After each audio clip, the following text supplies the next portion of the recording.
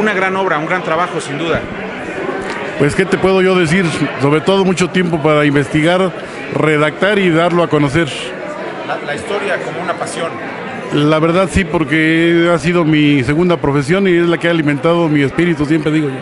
Mi primera profesión alimentó mi cuerpo y la segunda es la que me da ánimos para seguir viviendo.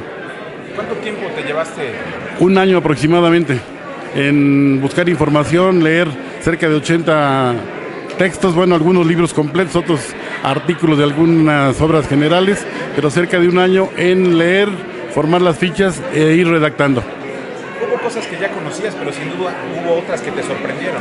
Bastante, por ejemplo, comentaba, no da tiempo de comentarlo en una presentación, pero al principio cuando empezaba yo a encontrar información sobre las líneas de San Nicolás Tolentino, decía, bien, aquí cerca de la Villa Charra, pero San Nicolás Tolentino me di cuenta que era Santín, que era Canaleja, que era San Nicolásito, que era San Juan de la Cruz, porque fueron propiedades de la Orden Agustina en el Valle de Toluca y el patrono de la orden era San Nicolás Tolentino. Ya después con el alias fuimos diferenciando, Canaleja, Santín, San Juan de la Cruz. Mencionaste, por ejemplo, a ese respecto, un dato de la hacienda de la I, tenía otro nombre. San Miguel. Y se llamaba la I. Bueno, la I porque había una bifurcación de caminos, que en el siglo XVIII más o menos hubo una demanda de los indios de San Andrés porque el nuevo dueño les impedía el paso, que iba hacia, bueno, deberían haber ido hacia el monte de Temoya porque entregaban leña a Toluca y a algún otro lugar donde se bifurcaba ese camino, pero perduró el de la I.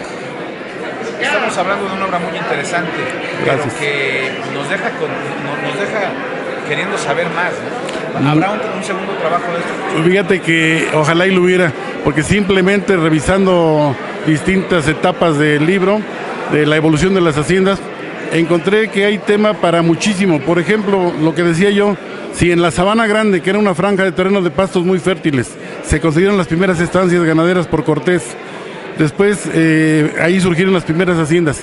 En 20 años había crecido el ganado exponencialmente. Entonces, ese ganado necesitaba de manejo de vaqueros, de hombres a caballo. Ahí nació la charrería, aquí en la Sabana Grande, en Toluca, no en Hidalgo ni en Jalisco. Eso fue posterior, ya en el siglo XVII. Tenemos que investigar eso más a profundidad, por ejemplo, o también veía yo de la vida cotidiana en las haciendas, investigar, así como han hecho para los conventos y monasterios, qué se comía en las haciendas en día de fiesta, comida cotidiana. Hay datos de que la alimentación en las haciendas, por ejemplo, era más rica, más abundante en la época colonial que actualmente. Los trabajadores, los jornaleros, comían carne diario, porque era tan barata la carne que casi producían para obtener lana, por ejemplo, del borrego, o para obtener el cebo para las velas de los vacunos. Entonces, la carne era como un subproducto. ¿Qué hacían los dueños? Pues dárselas barata o regalada a los trabajadores. Hay datos de que el consumo per cápita de carne en México en esa época era mayor que en París, en la misma época.